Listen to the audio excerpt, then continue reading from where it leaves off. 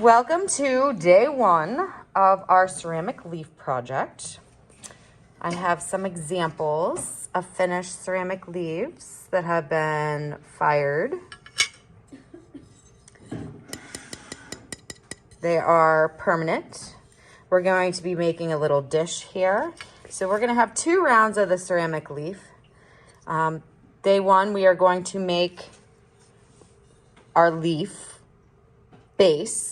And day 2, we are going to glaze our leaf. So today, and I'm just trying to show you some different examples. This is a good one. I like that one. Today we are going to be learning to draw our own veins and how to mold this hunk of clay into a shape. But before we get going too far with this, I did want to show you this project can easily be done with a leaf that you get from your own garden or house. So this is a big hosta leaf that I pulled out of my flower bed. I haven't glazed it yet, and this one has been glazed. So you could get a leaf just off the ground and press it into the clay and cut around it and do something very similar. So today you are going to use scratch paper, a wooden needle tool, a clay knife, a rolling pin, and you will also have one of these templates. So you'll see the template says cut 1 leaf, put your name, class code on the back. That is especially important if you aren't getting to the clay today. And then it says to practice your veins on one or both of these leaves. So we'll talk about that here in a moment. I'm going to move that out of the way. Let me get some more of this out of the way.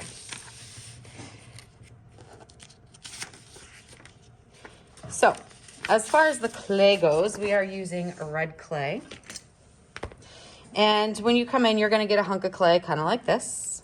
You're going to need scratch paper underneath. And you are going to use a rolling pin to roll it flat. Now, rolling pins, make sure they don't have hunks of dried clay on them. If they do, just take your wooden needle tool and kind of scrape them off, because you don't want that dried clay getting onto your moist clay.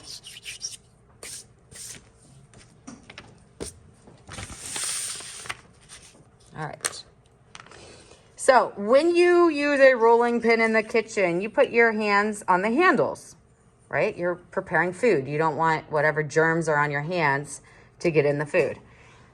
We're not eating this, so we're not so worried about it.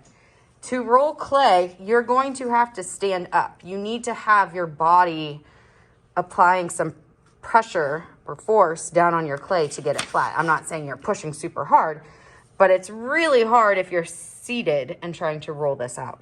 So we use our hands on the actual rolling pin, and I'm going to roll it one way. I'm going to continuously flip this clay because I don't want it to get stuck on the paper. The paper is basically to protect the table. It's not a big deal if your paper rips or if you prefer rolling on the table. However, the clay likes to stick to the table, and I didn't want anybody to have that problem. So you're gonna roll your clay flat. It's about 1/8 to 1/4 of an inch thick. Thick enough that you can get your cut leaf onto your clay. Then this is the only time you will be using the clay knife is to cut around the outside. You will not be using the clay knife for veins or your name, or else you will cut through your leaf and it'll end up breaking in the kiln. In a pulling motion, don't push, pull, you are going to cut around your clay. Does not have to be perfect.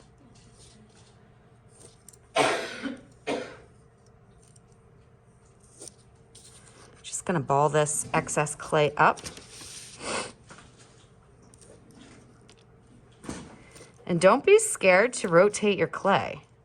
Like, it doesn't have to stay in one position. I'm rotating it around to make my life easier. Notice I am still standing just because I think ceramics are one of those types of projects that standing is just so much easier to do than sitting. Guess it's a preference.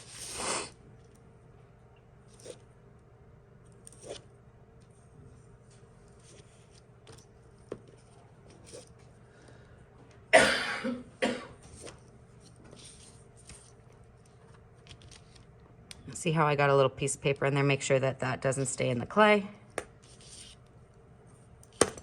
I'm gonna take this template off because if you look, it's the moisture of the clay is literally soaking into the paper. So we want to get that off. We don't want any paper in our clay if we can help it. Not that big of a deal if you have some in there, but it'll burn out in the kiln. All right. Also pick up your leaf so that it is not getting stuck to your paper. So we have it cut. Fabulous. We are now done with the clay knife. You're actually also done with the rolling pin. The next thing you are going to do is carefully pick it up and just kind of tap your edges.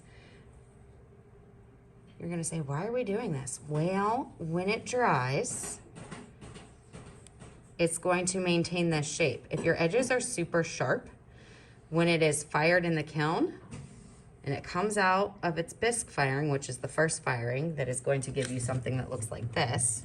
See the difference? This is wet. This has been bisque fired. You don't want to have sharp edges that somebody could cut themselves on. So we're just kind of tapping the corners of our tree. I almost called it a tree, of our leaf. Smoothing things out. Making it look real pretty. Then I'm going to carefully rotate it. And with my wooden needle tool, I am going to write my name, class code, and the year on the back. You are not going to press hard and go all the way through your clay. You're going to press hard enough to get your name in there, and that's it. So I'm gonna pretend I put my name on there. I'm gonna pretend I put my class code on there.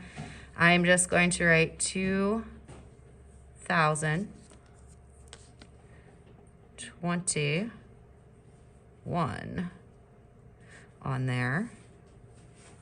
You don't have to make the fancy one. I don't know why I did that. It kind of looks like a 7. All right, I don't like it. No big deal, it's clay. Smooth right over top of it.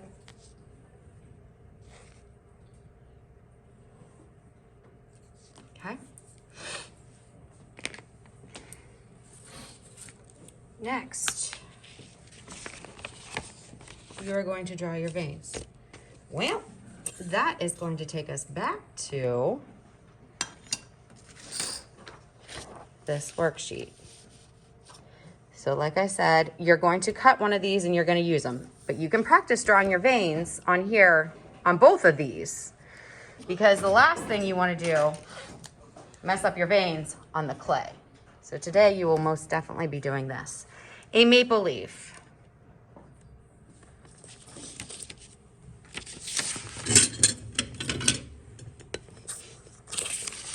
Has 5 main veins inside of the leaf. They all start right at the base or where the stem would come out.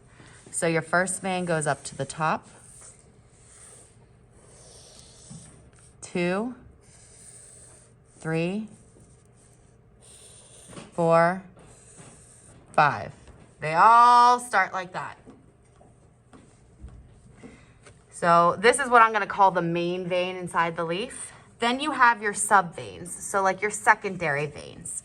And they're gonna connect the tips of the leaf to the main vein, and this is how the nutrients get to all the leaves. So I'm just gonna connect these guys. They do not have to meet in the same spot. They can be a little longer, a little shorter. This guy's gonna come up and out. They are all leading back to this main point. Now somebody asked, how do you know which one to connect it to? You connect it to whichever one's closest. Now you have some of this open space in here. You connected all the tips, right? You can do some of this open space, fill some of it, if you like, by doing almost like third veins.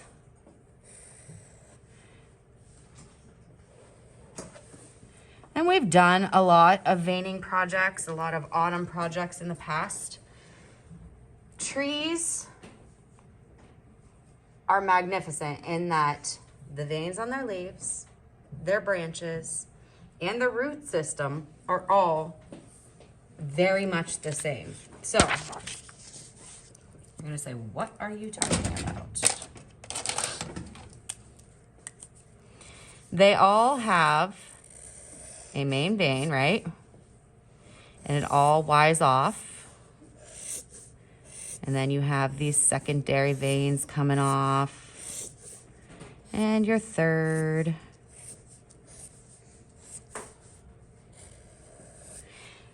That could be a tree if I put grass below it.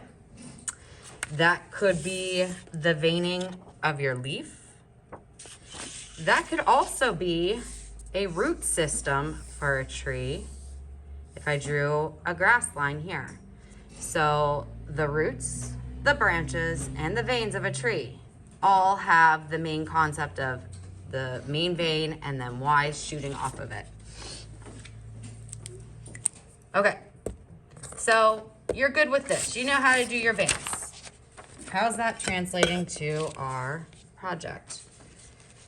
With my name on the back, I'm going to set this in a plate. Gently press it down, just enough to like curve the edge of your leaf up so it's like a little dish, trinket dish. Make sure there aren't any imperfections that you want to smooth out before you do this, and you're going to draw your veins. I'm pulling, don't push, you'll like bunch up the clay. Pull your veins. If you push it, you're going to get clumps like this that we don't want on there. So we got our 5, and then all of these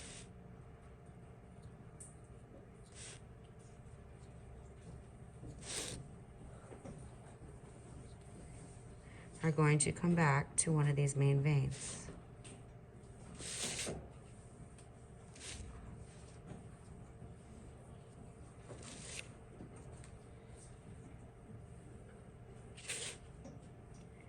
Do not make these lines super duper deep.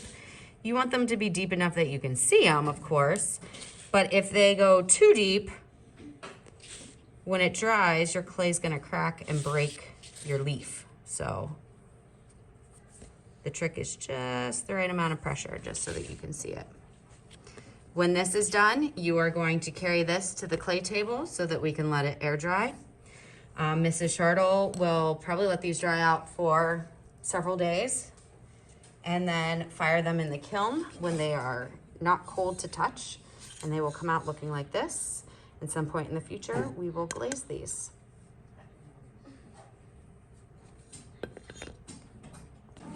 As far as cleanup goes, these are going on the clay table. These pieces of paper are going in the garbage. These can go back in the cup on the clay table. Also garbage, so these two can go in the trash. I will have somebody around to collect your rolling pins. There should be a container for both of these items. And then there is an extra ball of clay tray that will be beside sink 2. Just roll your clay up, put it on the tray, wash your hands.